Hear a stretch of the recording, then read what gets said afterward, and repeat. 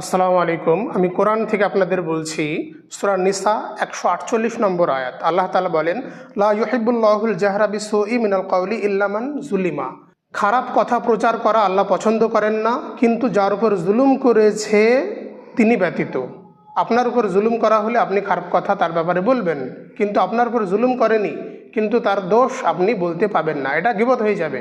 যেমন একটা মানুষ, সে খুব ভালো খায় না, যদিও অনেক ইনকাম, কিন্তু ভালো খায় না। আপনার উপর তো জুলুম করেনি, সে ভালো খাচ্ছে না, আপনার কি সমস্যা?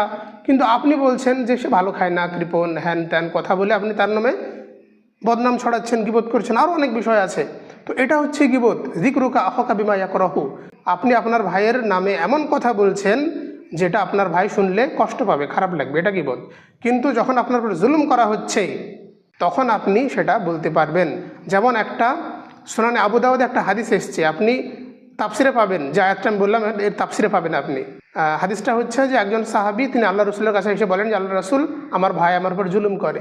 তিনি বললেন যে, তোমার বাড়ি থেকে, ঘর থেকে সামান জিনিসপত্র সব বের করে রাস্তায় রাখো। সে তাই করলো।